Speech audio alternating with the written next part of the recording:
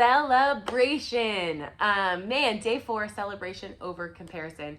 We all know how applicable this concept is to every single one of our lives. Really quick, I want to share a story. I see this every day as a mom, my kids. Oh my gosh, like watching them compete with each other just because that's just who they are in their flesh, competing and trying to be better than each other is such a picture of what we do as adults on earth and in our Father's eyes, how grievous it really is. We do a special night with our kids once a week, so each of them individually get their own night, and they get to spend the night in mom and dad's bed. They get to usually watch a special show. It's a whole thing. So we had to delay Jax's the other night because they were already up too late.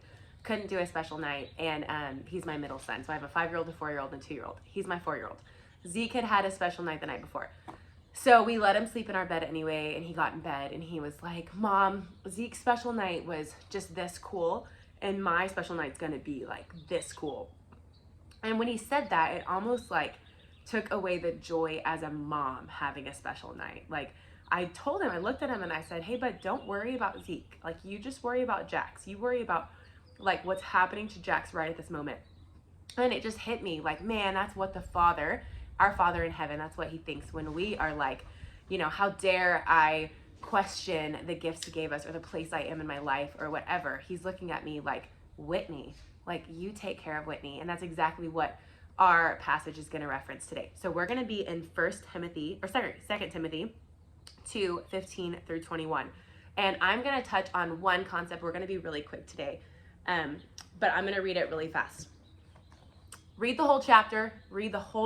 This is Timothy. This is going to be Paul's spiritual son. Read about all the background of the book. I promise you guys, it makes it just come into a way more clear light.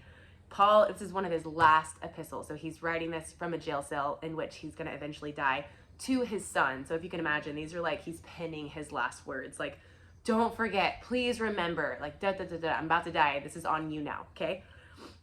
Verse 15, 2 Timothy 2, verse 15. Do your best to present yourself to God as one approved, a worker who has no need to be ashamed, rightly handling the word of truth. But avoid irreverent babble, for it will lead people into more and more ungodliness, and their talk will spread like gangrene. Among them are 2 names I can't pronounce, who have swerved from the truth, saying that the resurrection has already happened. They are upsetting the faith of some. But God's firm foundation stands, bearing the seal. The Lord knows who are his, and let everyone who names the name of the Lord depart from iniquity. This is what hits me and what I want to give to you guys. As you guys read through it, I hope something else hits you. 2 things. The first, in verse 15, it says, do your best to present yourself to God as one approved. We know that Paul in Galatians, we've talked about this many times in the study, I think, but Paul, when he was saved, he didn't go first to man to be taught. He went away for 3 years to be taught by God. He understood this idea of, we're not trying to prove ourselves to men. We're proving ourselves to God. And I know that can sound like it's rooted in works, but it's so not, you guys. Do your best to present yourself to God. So like, what pleases God? That's what we are seeking, not what proves ourselves to men. That's going to like lead us into that root of comparison. But what pleases God? What is going to like, how can I present myself to God? Like purely, right? Like undefiled. It's going to go on in this passage. And if you keep reading, it talks about purifying vessels, becoming a vessel that's set apart. That's the stuff we want to seek, right? So how do we prove ourselves to God?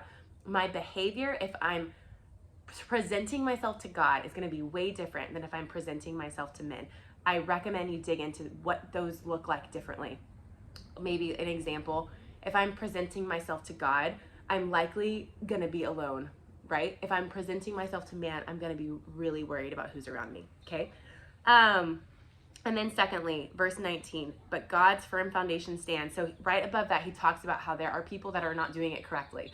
So it's not that we're just oblivious and we're tolerating everything. He's like, yeah, those guys are like veering from the truth, but God's firm foundation stands. Like, hey, Timothy, it's not on you to like fix everything. You worry about Timothy. Like Jax, you worry about your special night. Timothy, you stay in your lane. You worry about if you are presenting yourself wholly to the Lord. Don't worry about the other ones. God will take care of it. He knows who are his. It is not on us to correct every evil in the world, which is really convicting for people that are justice driven. That's what I have for you today. Dig in. Let us know what God highlights for you. Have an awesome day.